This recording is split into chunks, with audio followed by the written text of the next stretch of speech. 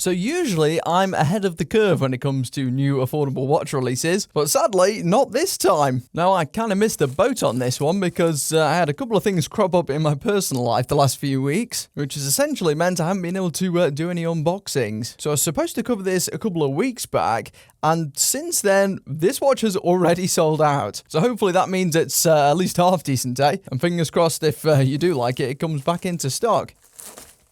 Oh, I swear, these FedEx parcels, they never rip properly, do they? Oh, it looks like they've sent me like a little press hat, actually. It was quite a nice one this time. But either way, this is what we'll be focusing on in this video, and it's from Wear Watches. And these guys are generally one of my favorite micro brands, especially when it comes to dive style watches. Their more minimalist design language is definitely up my street, and thanks to them for sending this across at my request. And the inspiration for this particular watch is pretty ironic for me, but we'll get to that in a second. Perhaps some of you movie buffs will be able to predict it once you see this watch. Oh.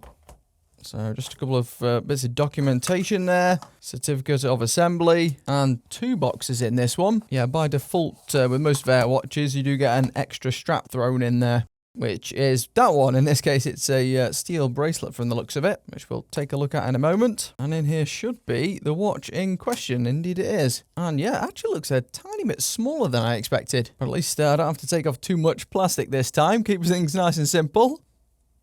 And here it is, the new G2 Apocalypse GMT. And the visuals and the name may ring a bell if you're into Francis Ford Coppola films, because this draws inspiration from one of his most famous movies, Apocalypse Now. And I have to say that particular movie isn't one that struck a chord with me. My wife and I were pretty excited to watch it when we did a couple of years back. You know, it's got extremely good reviews across the board, but man, we couldn't stand it, to be honest. It might be the first and only movie that I've fallen asleep to. But regardless, lots of people seem to love that movie. And in it, Marlon Brando's character is wearing a de-bezeled Rolex. A Rolex 1675, supposedly. And to some extent, it looks quite a lot like this. At least that's where they're drawing inspiration from. Let me just bring in my reflector here. But yeah, this is supposed to give you that look of kind of like a de-bezeled dive watch, albeit a more intentionally designed version of that, without you having to go out and de-bezel a Rolex. I couldn't think of anything more nerve-wracking than doing that in this day and age. But yeah, first impressions, I do think this is a pretty good-looking watch.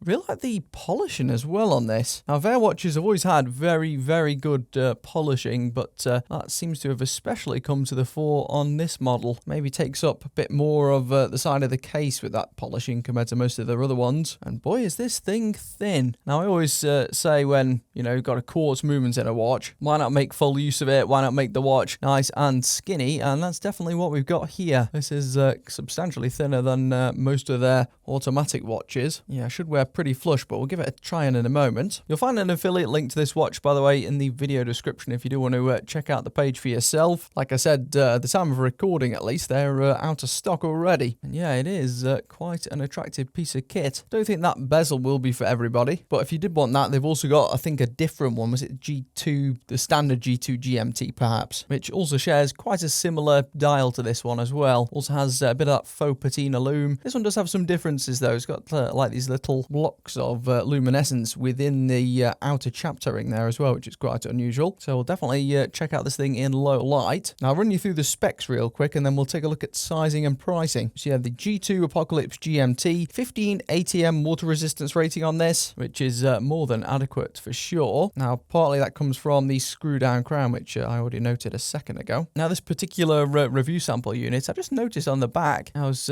just getting my finger caught in something. It looks like whoever tried this last and whoever sealed the case back up ended up stripping a bit of the back slightly here, so there's a bit of metal sticking up, but I wouldn't expect that on a retail unit. But as you can see, even though the case back is super flat there, it is still a screw back, and that screw down crown will help with the water resistance too. So yeah, swimming in this should be no issue. And as you can see, we've also got that GMT hand there for extra functionality. So if I pop it one step out, what have we got here? Yeah, we can move that GMT hand freely all the way around. So you do have to be a bit more precise with these quartz GMTs. You don't get the same tactile click, at least on this particular one, than you do on the mechanical GMTs. But yeah, you can just plop that wherever you want, and that makes this a caller or office GMT basically. So you just adjust this when someone else's in a different time zone, essentially. So you can keep track of like a second time zone. And then if you go the opposite direction, that's how you get the change of the date wheel at the bottom. A further step out is how you change the main two hands there as well. Case here is 316L stainless steel, and we've got a mixture of finishes here as well. And it looks like to make this plain bezel look more intentional, they've gone with like a radial brushed finish on the top, so the brushing comes out from what would be the center, just to give it that bit more interest. The final result definitely reminds me a little bit of one of the new 5KX models. It's the one on screen now, you know, like the smooth bezel version, which I know some people found especially versatile. Do also like how the date window here is nice and symmetrically positioned at the bottom center. Here's a closer look at the dial on this one. The movement under the hood, by the way, is basically some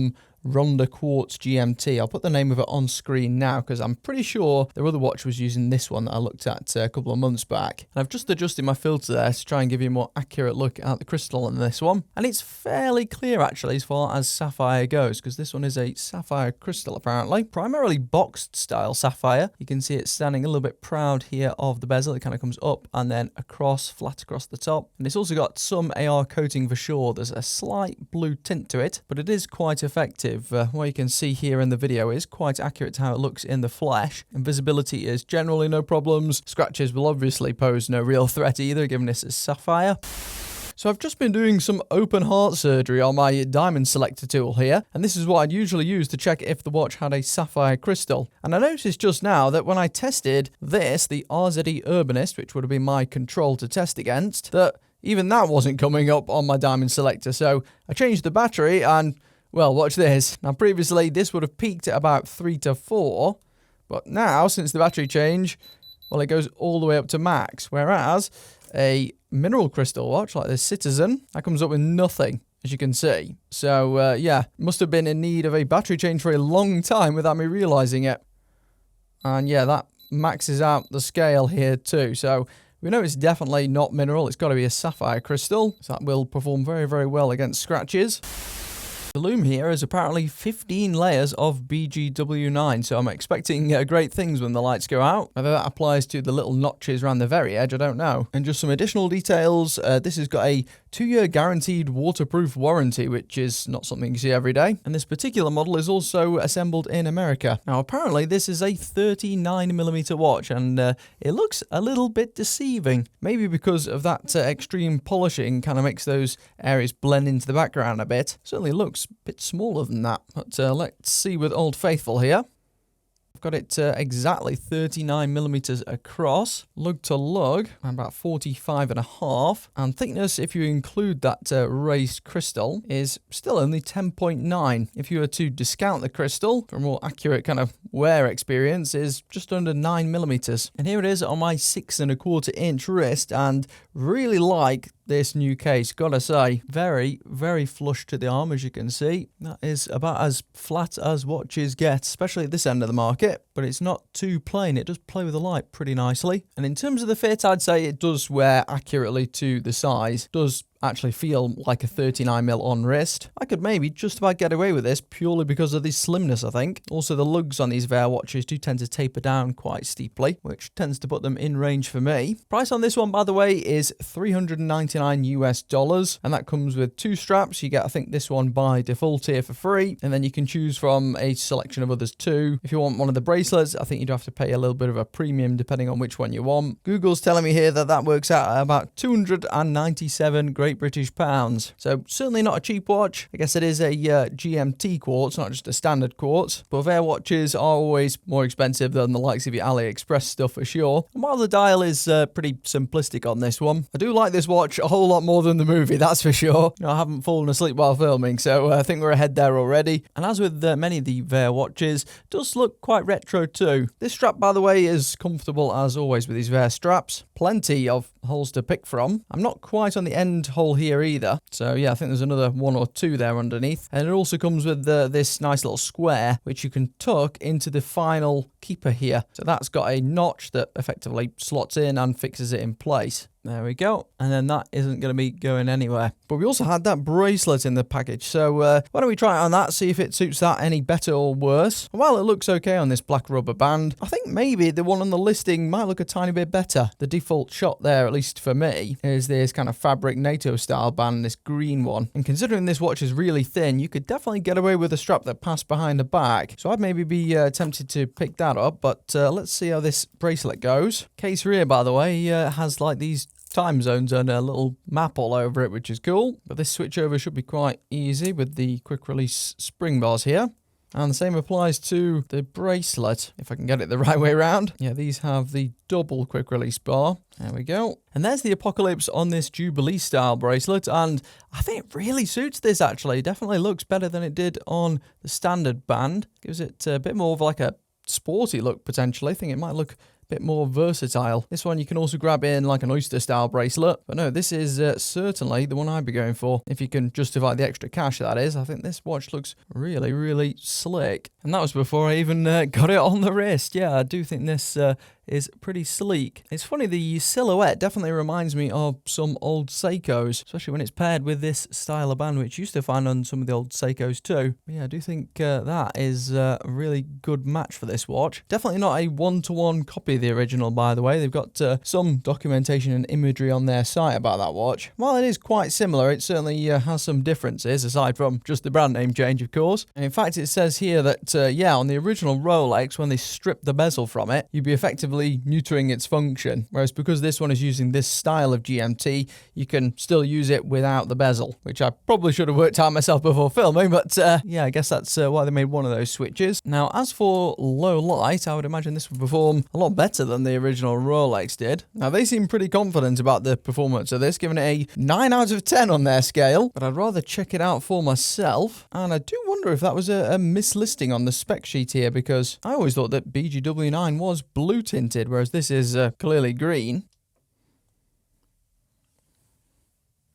So yeah, the luminescence on this one is solid, but it's certainly not as good as I would have expected if it were BGW9. The imagery here of the actual product itself does show green luminescence, so I can only assume that they've copy and pasted a description from another watch and made a mistake without changing it, because I suspect this is actually the more typical C3 stuff. Still in line with most mainline offerings from the big brands, just not as special as I'd have hoped. So there's a quick look at this new watch that you probably can't buy yet. The new G2 Apocalypse from Vert Watches. It's linked below if you do want to check it out for yourself. Perhaps it'll be back in stock by the time this video goes up. But yeah, overall, do quite like this watch, especially like this new case that they've gone with. Hope to see this really skinny shape again with some of the other watches, and integrates really well with this bracelet, doesn't it? The only real thing that stops it being an easy instant recommendation is just the price, really. I know this is a GMT, but I think $399 is certainly pushing it a bit. You know, it's a clearly pretty well-made watch, some really nice finishing on here too, but I don't know, the dial just isn't quite